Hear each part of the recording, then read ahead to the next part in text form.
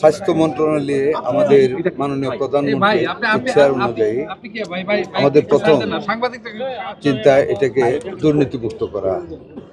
অনেকে বলা বলি করে দুর্নীতি আছে, আমরা গভীরে ঢুকতেছি। এই মন্ত্রণালয়টাকে সম্পূর্ণ দুর্নীতিমুক্ত একটা মন্ত্রণালয় আমরা রূপান্তরিত করবো ইনশাল্লাহ। দ্বিতীয়ত, মানুষকে যাতে ডাক্তারের পিছনে ঘুরতে না হয়, ডাক্তার মানুষের পিছনে ঘুরবে, অর্থাৎ আমরা চিকিৎসা সেবা মানুষের দৌড় পৌঁছে দেওয়ার একটা প্রতিশ্রুতি আমাদের আছে, এটা আমরা করবো ইনশাল্লাহ। দুর্নীতিমুক্তভাবে মন্ত্রণালয়কে গড়ে তোলা এবং সিন্ডিকেট মুক্ত একটি স্বাস্থ্য মন্ত্রণালয় গড়ে তোলা আমাদের প্রধান লক্ষ্য, এবং এর মাধ্যমে জনগণের গোড় দৌড়ে আমরা যে সেবাটা, চিকিৎসা সেবা আমরা পৌঁছে দেওয়া বদ্ধপরিকর। এটাতে আমরা এরকম একটা থিওরি আমরা করব, যেটা আমরা তত্ত্ব হিসাবে কাজ করব, সেটা হলো জনগণ ডাক্তারের কাছে করবে না, ডাক্তার জনগণের কাছে করবে। অর্থাৎ আমরা চিকিৎসা সেবাটাকে মানুষের দৌড়ে পৌঁছে দেবো এবং সহজলভ্য করে তুলব। আমরা পাবলিক হেলথের দিকে আমাদের সবচেয়ে দৃষ্টি নিবন্ধিত হবে, দুর্নীতিমুক্তভাবে এবং সার্বজনীনভাবে একটা চিকিৎসা সেবা করার মন মানসিকতা নিয়ে আমরা সামনের দিকে এগিয়ে যাচ্ছি ইনশাল্লাহ।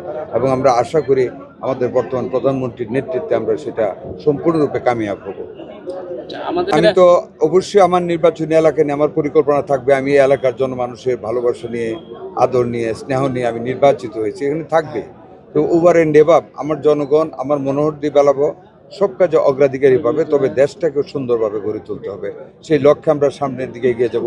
দেশ যখন সুন্দরভাবে গড়ে উঠবে, আমরা তখন আমার মনোহর দিয়ে বেলাবো সুন্দরভাবে গড়ে উঠবে। আর আমাদের রাজনৈতিক আরেকটি ইচ্ছা, আমাদের সামাজিক ইচ্ছা, এটা আমাদের মনের ইচ্ছা, দলের ইচ্ছা, সরকারের ইচ্ছা। যারা আমাদেরকে ভোট দিয়েছে তাদের প্রতি আমাদের যেমন দায় রয়েছে, যারা আমাদেরকে ভোট দেয় নাই তাদের প্রতি সমভাবে আমাদের দায় রয়েছে। সকল প্রতিহিংসার ঊর্ধ্বে উঠে, সকল বিদ্বেষকে ভুলে গিয়ে, রাজনৈতিক কোনো কুচিন্তা বা অসৎ চিন্তা না করে আমরা সকল মানুষকে নিয়ে, মুক্তিযুদ্ধের পক্ষে সকল মানুষকে নিয়ে আমরা নতুন সমৃদ্ধশীল মুক্তিযুদ্ধের চেতনা ভিত্তিক একটি বাংলাদেশ গড়ে তুলবো ইনশাআল্লাহ। একটা মেডিকেল কলেজ নরসিংদী করার একটা চিন্তা আছে, গতকাল আলাপ করেছি, আপনারা দোয়া করবেন। বাংলাদেশে আরও যেখানে যেখানে দরকার হবে সবখানে করা হবে, নরসিংদীতেও করা হবে। বাকি 150 শয্যা, এটা অলরেডি কালকে আমরা আলাপ করেছি। এটা শুধু এটা না, আরও অনেক জায়গায় বাকি আছে, সবগুলি একসাথে আমরা কাজ করব। এবং নরসিংদীর জন্য 2টা আইসিইউ ইউনিট আনার জন্য আমি অলরেডি ইচ্ছা পোষণ করেছি। মুক্তিযোদ্ধাদের মন্ত্রণালয় আমাদের সাবেক প্রধানমন্ত্রী বেগম খালেদা জিয়া প্রতিষ্ঠিত করেছেন। মুক্তিযোদ্ধাদের সত্যিকার যারা মুক্তিযোদ্ধা, রিয়েল ফ্রিডম ফাইটার, তাদেরকে খুঁজে বের করা হবে, আইডেন্টিফাই করা হবে, so that we can give much better service to the freedom fighters of this country. থাকবে এটা আমাদের।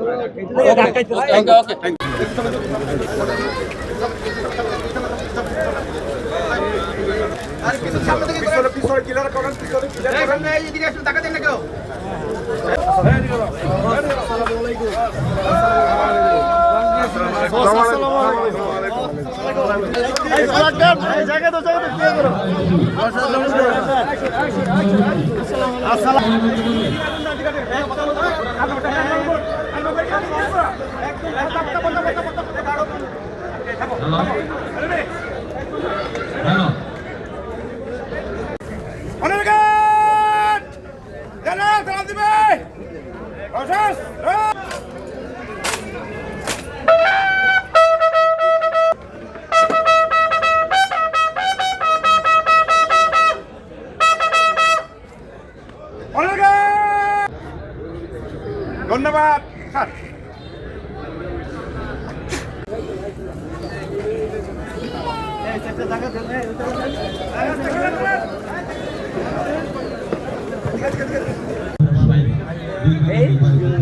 বাড়ি না গাছের মাঝে গাছের বাড়ি লাগে।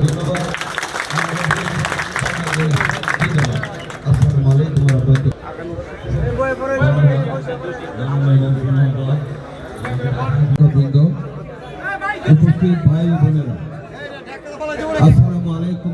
দিয়েছেন ইজ্জত ঢুকিয়ে দিয়েছেন আমার 2 লক্ষ ভোট। সেই গণতন্ত্রকে বাংলাদেশের মানুষ ঐতিহাসিকভাবে কাজকর্ম করেছে। আপনারা যারা এখানে উপস্থিত আছেন, ইতিহাসের একটা অন্যতম নিরপেক্ষ নির্বাচন ব্যবস্থা করেছেন, যার ফলে বিরুদ্ধে কোনো প্রতিশোধ নেওয়ার কোনো চিন্তাধারা যেন আপনাদের মনে না আসে। আমি যা বলতেছি আমার মন সৃষ্টি আপনাদেরকে দিচ্ছি, কোনো রকম অন্তর্দ্বন্দ্ব, কোনো রকম গণ্ডগোল, দলীয় কিছু পরিহার করে একটি সুন্দর বেলা বা মনোহর দিয়ে আমাকে উপহার দিতে হবে। নির্বাচন পক্ষ থেকে আন্তরিক ধন্যবাদ ও মোবারকবাদ জানাচ্ছি। কথায় আমি জানি না কি জন্য মাননীয় বর্তমান প্রধানমন্ত্রী আমাদেরকে রেখেছিলেন নির্বাচনের পরের দিন চলে যেতে, শপথ অনুষ্ঠান তাড়াতাড়ি হবে, এটুকু জানতাম।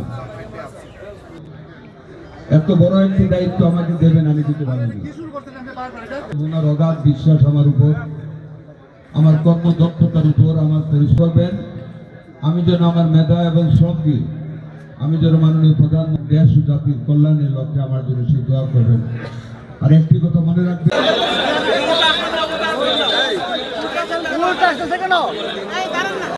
সরকারি কর্মকর্তার যাওয়ার পরে আপনাকে আগেও বলছিলাম পরে ভাই সেলফি সেলফি